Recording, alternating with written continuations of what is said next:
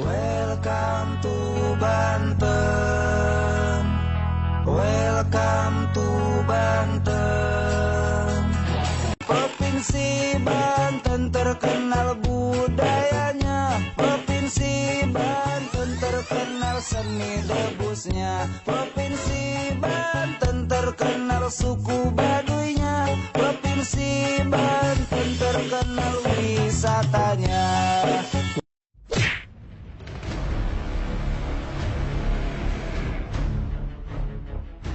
Banten Provinsi 1000 Kiai Sejuta Santri. Itulah julukan yang masyhur untuk provinsi yang satu ini. Tak heran jika nama Banten terkenal di seluruh Nusantara, bahkan dunia internasional. Sebab ulama yang sangat masyhur bernama Syekh Nawawi Al-Bantani adalah kelahiran di Serang, Banten, yang sampai detik ini karya kitab-kitabnya rutin dikaji di berbagai pesantren hingga universitas di luar negeri. Provinsi yang dikenal dengan seni debusnya ini disebut-sebut memiliki paku atau penjaga yang sangat luar biasa. Berikut akan kami bahas 3 ulama paku Banten paling keramat yang masih hidup.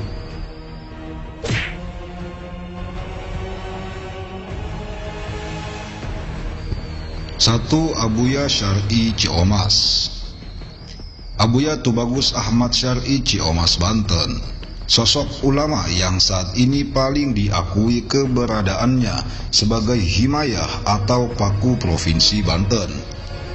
Beliau merupakan satu-satunya murid Syekh Nawawi Al-Bantani sekaligus ulama seangkatan Mbah Hashim Asy'ari, pendiri Nahdlatul Ulama yang masih hidup. Kini usianya sudah mencapai kisaran 140 tahunan, tentu sudah sangat sepuh. Ulama yang satu ini sangat jarang dikenali masyarakat Indonesia, bahkan orang Banten sendiri masih banyak yang tak mengenalinya, dikarenakan beliau memang jarang keluar terlihat publik. Kesehariannya hanya berdiam di rumah dan menerima tamu yang datang sowan ke rumahnya untuk meminta doa dan barokah dari beliau. Jika membahas karomah kesaktian Abah Syar'i, nampaknya tak akan ada habis-habisnya. Beliau disebut-sebut sebagai pemegang golok Ciomas. Golok bukan sembarang golok, tapi golok ini merupakan golok bersejarah yang menjadi wasilah terusirnya orang-orang Baduy saat mereka menyerang Banten. Konon, pasukan Baduy akan kembali menyerang Banten ketika Paku Banten wafat dan tak ada lagi penerusnya. Golok Ciomas kini sudah beredar di mana-mana, namun golok asli yang bersejarah ini hanya ada satu, yang saat ini berada dalam pengawasan Abuya Syar'i Ciomas. Adapun golok Ciomas yang lain adalah golok biasa yang disyariati ilmu kanuragan. Tentu berbeda kesaktiannya antara golok Ciomas asli dengan golok-golok Ciomas lainnya. Banyak cerita dari orang-orang setelah sowan ke rumah beliau. Ada yang dengan perasaan senang sebab diterima dengan baik oleh beliau. Tak jarang juga yang sowan justru dimarah-marahi oleh beliau. Mengapa? Semua itu tergantung niat kedatangannya masing-masing. Konon, beliau mampu membaca niat dan pikiran orang tersebut dan alasannya datang ke rumah beliau itu untuk apa. Jika orang itu sowan karena ingin meminta solusi masalah kehidupannya, beliau sudah terlebih dahulu tahu tentang apa masalah yang sedang ia alami itu. Luar biasa, Abuya Syar'i adalah ulama Banten yang menjadi himayah atau paku dari bencana malapetaka di tanah Banten.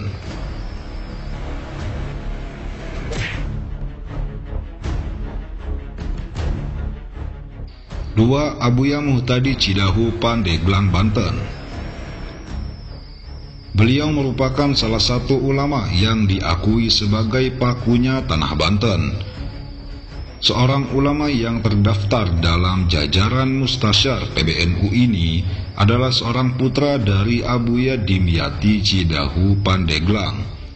Ayahnya merupakan seorang waliullah yang sangat masyhur, tak hanya di Nusantara, namun juga dunia internasional. Dulu Abuya Dimyati pernah dipenjarakan oleh salah satu partai politik.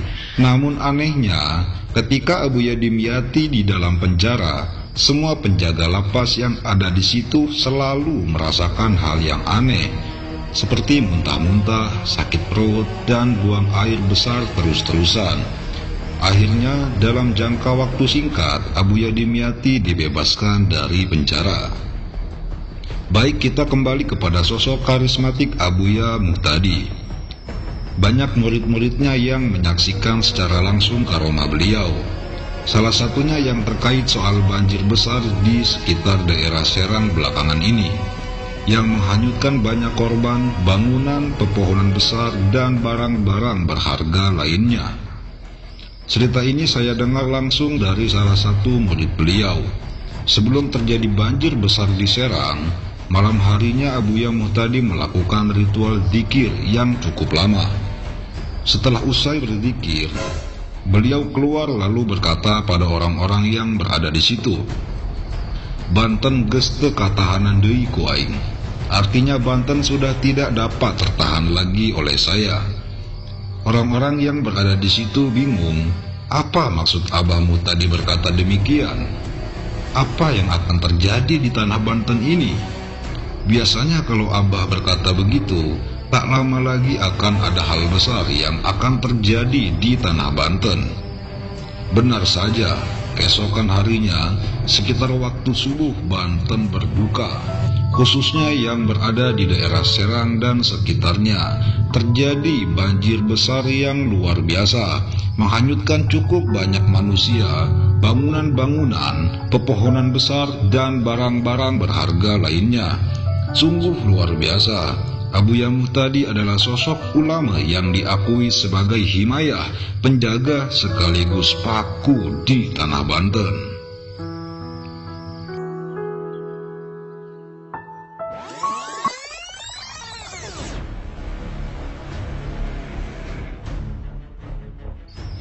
Tiga, Abuya Munfasir Padarincang, Banten.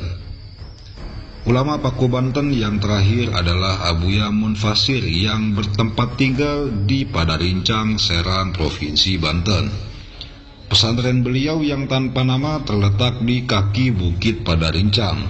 Dulunya beliau seorang dosen, IAIN di kota Cirebon. Setelah itu beliau hijrah kembali ke Padarincang. Beliau menjual seluruh harta bendanya untuk dibelikan sebidang sawah dan membangun sepetak gubuk, dan sisa selebihnya beliau sumbangkan. Beliau pernah bercerita di saat krisis moneter, di mana keadaan sangatlah paceklik, sampai-sampai pada saat itu katanya, untuk makan 1 biji telur saja harus dibagi 7. Abuya Munfasir hanya menerima santri laki-laki yang jumlahnya maksimal 40 orang saja. Akan tetapi belum pernah santrinya mencapai angka 40 orang.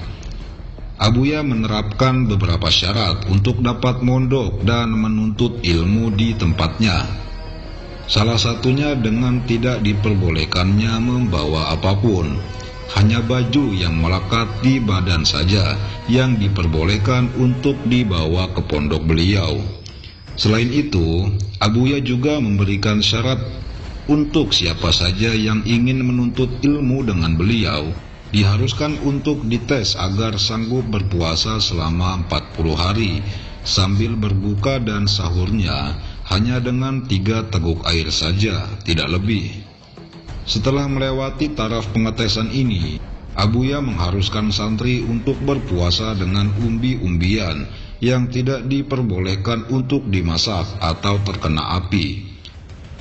Pada taraf ini santri harus mengiringi puasanya dengan membaca Al-Quran 10 juz perharinya. Ketika semua sudah dilewati, sampailah kita pada syarat yang bisa dibilang syarat tertinggi yang diberikan oleh Abuya, yaitu harus puasa mutih. Berpuasa dengan hanya nasi putih dan garam saja, dan berpuasa dari segala omongan atau tidak berbicara.